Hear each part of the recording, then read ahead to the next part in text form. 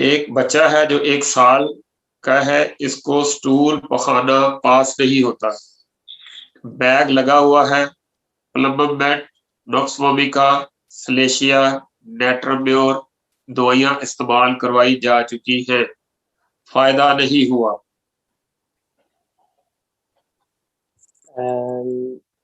Doctor साहब, ये बच्चे की उम्र इन्होंने मुतय्यन की है कोई, या 1 साल।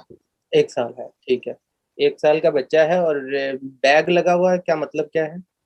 सवाल में यही लिखा है कि इसको स्टूल पखाना नहीं होता, बैग लगा हुआ है, बस इतने लिखा है। साथ आगे लिखा है वो जो दवाइयों के नाम लिखे हैं कि ये इस्तेमाल करवाई हैं, मसल जिसमें प्लम्बमेट है, नॉक्सवामिका है, सलेशिया, नेट्रम्योर हाँ जी, हाँ जी, दवाइयाँ। ठीक है। असल बात यह है कि बाद में जो बच्चे होते हैं पैदाइशी तौर पर माँ की वजह से ना एनीमिक हो जाते हैं, खून की कमी हो जाती है।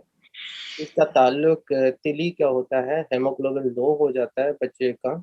और जो दूध पिलाया जाता है बच्चे का, जो माँ का दूध है, तो उसके अंदर आयरन नहीं होता है। या तो माँ को कोई इन्फेक्शन होता है या इन्फ्लेमेशन होती है बॉडी में, जिसकी वजह से आयरन लो हो जाता है। अगर ये बच्चा सिज़ेरियन हुआ है, तो डेफ़िनेटली बच्चे के तिली पर अटैक हुआ होता है। अगर बच्चे के अंदर ऑक्सीजन बहुत लो है और आंतें खुश्क हो गई हैं, और बाज़ माएँ क्या करती हैं, जो स्कूप लिखे होते हैं, ये जो फ़ॉर्मूला दूध होता है, वो पिलाती हैं। जैसे 1 औंस के अंदर 2 स्कूप्स डाले होते हैं, वो एग्ज़ैक्ट नाप कर ना 2 स्कूप ही डाल देती हैं। अब इसमें 2 स्कूप्स के और वो उनको पानी जब देते हैं, वो पानी ज़्यादा चला जाता है बॉडी में, और जो दूध होता है वो बहुत कम चला जाता है, जिसकी वजह से बॉडी के अंदर फैट जो है बॉडी का नहीं बन पा रहा।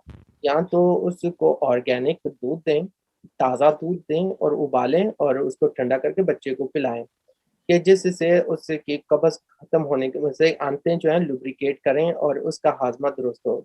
या फिर जहाँ उन्होंने स्कूप 2 लिखे हैं, वहाँ 4 स्कूप कर दें। 1 औंस के अंदर 4 स्कूप कर दें, जो दूध के होते हैं।